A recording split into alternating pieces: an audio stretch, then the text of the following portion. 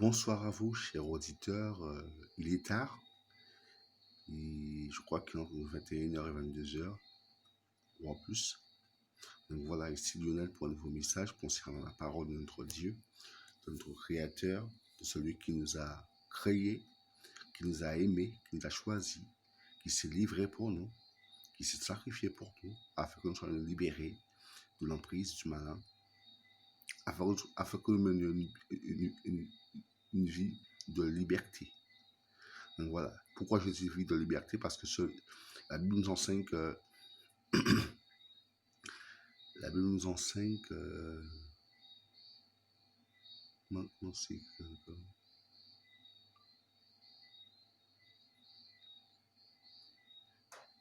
la Bible nous enseigne que si on pêche, en quelque sorte, on est esclave du diable. Donc voilà. Donc mes frères, mes sœurs, chers auditeurs, le Seigneur est Dieu juste. Pour beaucoup d'entre nous, nous l'avons goûté. Nous l'avons goûté, nous savons qu'il est bon. Nous savons qu'il est juste. Nous savons qu'il est miséricordieux. Nous savons qu'il fait des miracles, qu'il guérit les malades. C'est lui qui fait l'œuvre, c'est pas nous. Nous n'avons aucun sujet de nous glorifier de quoi que ce soit au sujet de notre Créateur, de notre amour. Toute la gloire doit lui revenir. Parce qu'il est Dieu. C'est pas un simple homme, il est Dieu. Il a créé la terre, il a créé le ciel, la mer, les animaux, les oiseaux, et il nous a créés nous. Donc, il n'est pas un petit Dieu, il a créé la planète. Il a créé la planète Terre. Et les autres planètes qui sont aux alentours, Mars, et les autres planètes, la Lune, tout ça, le Soleil, c'est lui l'auteur de tout ça. L'auteur de la création, c'est Jésus. Donc, mes frères, nous n'avons pas un petit Dieu. Là, la terre, le ciel, la mer, les animaux, nous, et les dauphins, les requins, les poissons, c'est lui qui est à l'origine de tout ça. Et vous savez, Dieu peut faire au-delà. Il peut faire au-delà parce que sa puissance n'a pas de limite. Il a créé la terre, c'est déjà un grand miracle. Donc, nous avons créé la terre, créé la lune, le soleil, la mer, les poissons, les requins, les dauphins, les baleines. C'est déjà un grand miracle qu'il ait créé tout ça. Mais il peut aller au-delà. Paul disait à celui qui peut faire au-delà de ce que nous pensons ou imaginons. À celui qui peut faire, je répète ce verset, à celui qui peut faire au-delà de ce que nous pensons ou nous imaginons. Je ne me rappelle pas trop le verset, mais il peut faire au-delà de ce que nous pensons. Donc, si nous pensons être arrivés parce qu'il y a des guérisons, parce qu'il y a des miracles, parce qu'on a reçu des dons, on est bon pour arriver. Ça, c'est des équipements. Des équipements. On est bon pour arriver. Il faut qu'on demeure en obéissant au Saint-Esprit chaque jour. Chaque jour, il faut qu'on obéisse au Saint-Esprit. Chaque jour, il faut qu'on obéisse à Jésus. Chaque jour. Chaque jour à notre réveil, il faut qu'on lui obéisse. Chaque jour. On doit tenir bon jusqu'à la fin de notre vie. On ne doit pas abandonner. On ne doit pas laisser tomber. Parce que Jésus ne laisse pas tomber. Donc, on peut compter sur lui. Même si on sent qu'il n'est pas là, en réalité, il est là. C'est juste que c'est une épreuve qui nous fait douter. Donc voilà, mes frères, mes sœurs. Il peut faire au-delà de ce que nous pensons. Au-delà. Il est Dieu. Il disait, tout pouvoir m'a été donné par mon Père. Tout pouvoir, il a dit tout pouvoir. Il n'y a pas d'une partie du pouvoir. Il a dit tout pouvoir m'a été donné par mon Père. Waouh! Tout pouvoir. Donc Jésus est un grand roi. Jésus est un grand Seigneur. On doit le respecter, on doit le craindre. Les disciples l'appelaient maître. Rappelez-vous la Bible, dans les Écritures, les disciples l'appelaient maître. Donc voilà, donc le disciple reconnaissait son autorité de roi, de seigneur, de maître. Il reconnaissait son autorité. Et aujourd'hui, en 2019, c'est à nous aussi de reconnaître son autorité. De reconnaître qu'il est au-dessus de nous, qu'on doit le craindre, qu'on doit l'aimer, qu'on doit le chérir, mais surtout qu'on doit le craindre. Parce qu'il est un Dieu juste et équitable. Donc on doit le craindre, mes frères, mes soeurs, chers auditeurs. Jésus n'est pas un petit copain. Hein. On doit le craindre. Il est Dieu. Donc mes frères, donc mes soeurs, chers auditeurs,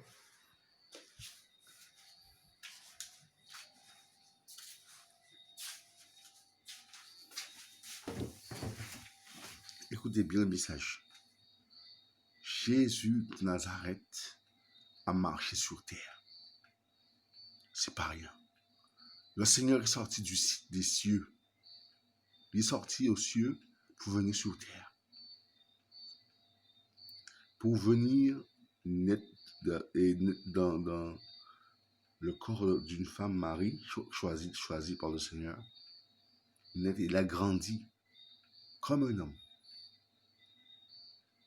Paul disait, et je commence à le réaliser, ce mystère est grand. Christ a marché sur terre. C'est pas rien. Ce mystère est grand. Ce mystère est grand. Ça veut dire qu'il y a beaucoup de choses à dire là-dessus. Jésus a marché sur terre. Jésus s'est fait homme. Ce n'est pas rien. Il y a des hommes et des femmes et des enfants, il y a 2000 ans qui ont vu Jésus tel qu'il était. Ils l'ont vu. Les enfants ont joué avec lui. C'est ce qu'il me dit. Étant enfant, il jouait. Il jouait avec les enfants. Il a grandi comme un enfant normal. Il jouait avec les enfants. Il jouait. Et à l'âge de 12 ans, il parlait comme un enseignant à l'âge de 12 ans. Il était rempli de sagesse, rempli de l'esprit, rempli de sagesse. Il discutait avec des grandes personnes. À l'âge de 12 ans, il enseignait des grandes personnes. Vous ne vous rendez pas compte? À l'âge de 12 ans, quel étonnement pour ces hommes-là et ces hommes et ces femmes qui l'ont entendu parler. Franchement,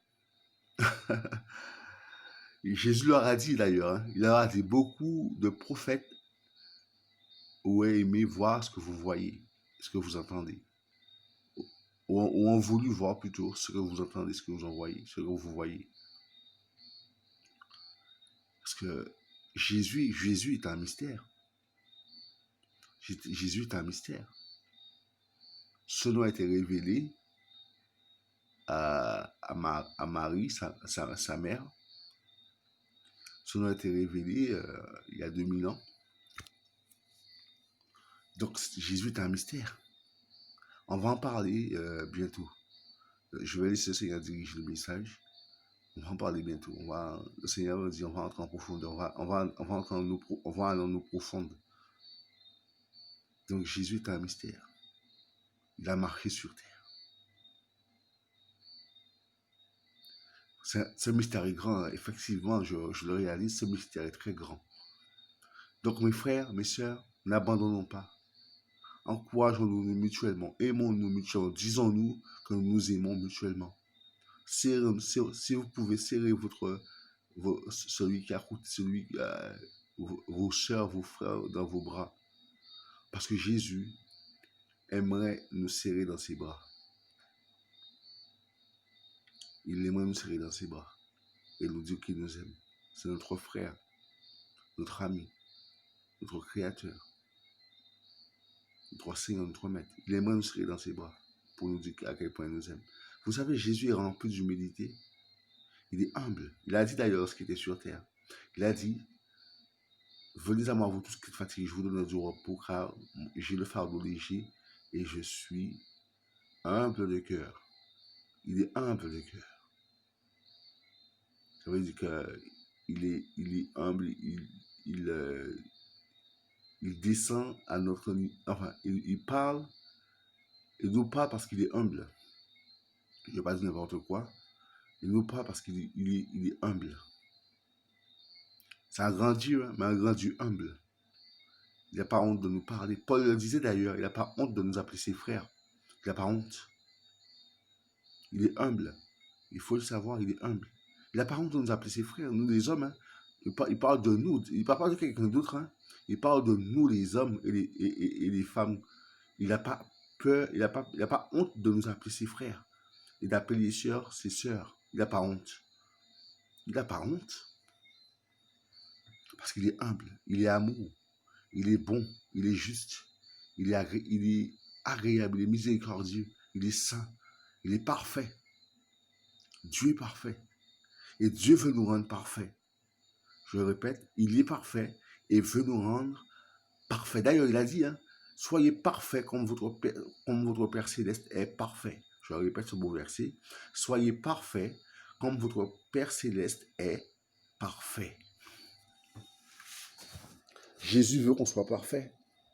Jésus veut nous donner une robe de roi. Une robe de roi, de petit roi bien sûr, parce qu'il est le roi au-dessus de tous les rois. Une robe, une alliance, une couronne. Il veut nous vêtir avec des vêtements des cieux. C'est ce qu'il me dit. Avec les vêtements des cieux, il veut nous vêtir. Vous ne rendez pas compte?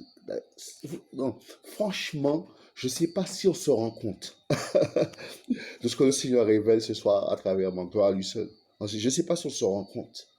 Mais Jésus veut nous vêtir. Il veut nous vêtir des vêtements des cieux. D'ailleurs, il a été aux disciples.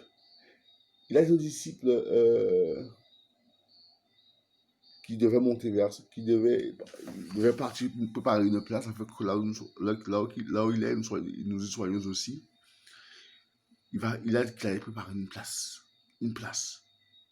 Il disait, il y a plusieurs demeures de la maison de mon père. Si cela n'était pas, je vous l'aurais dit. Je vais vous préparer une place afin que là où je suis, vous y soyez aussi. Je répète, cette fois-ci plus lentement. Il y a plusieurs demeures dans la maison de mon père. Si cela n'était pas, je vous l'aurais dit. Je vais vous préparer une place afin que là où je suis, vous y soyez aussi. Mes frères, mon frère, ma soeur, cher enfant, Jésus veut que tu sois à ses côtés. Jésus veut qu'on soit à ses côtés. Il nous aime, il veut qu'on soit à ses côtés. Il nous chérit. Il nous le prouve par son amour qui est répandu dans nos cœurs par le Saint-Esprit. Il veut qu'on soit près de lui. Il veut nous communiquer son amour, sa joie, sa vie, sa paix, sa douceur, les fruits de l'esprit. Il veut qu'on soit proche de lui parce qu'il nous aime. Et vous savez ce qu'il me dit? Il me dit jamais il nous fera de mal. Jamais. Il est parfait. Son amour est parfait. Il ne peut pas faillir. Jamais il nous fera de mal. Il peut nous punir parce qu'il est notre papa. Mais jamais il nous fera de mal parce qu'il nous aime. Parce qu'il nous aime. Jamais il nous fera de mal. Jamais. Parce qu'on a de l'importance à ses yeux. On a de l'importance à ses yeux. La Bible dit, il nous considère comme la prunelle de ses yeux. Il nous considère comme la prunelle de ses yeux. Je ne réalise pas encore, je ne vais pas vous cacher ça, je ne vais pas vous mentir. Je ne réalise pas encore ce que ça veut dire qu'il nous considère comme la prunelle de ses yeux. Je ne réalise pas encore.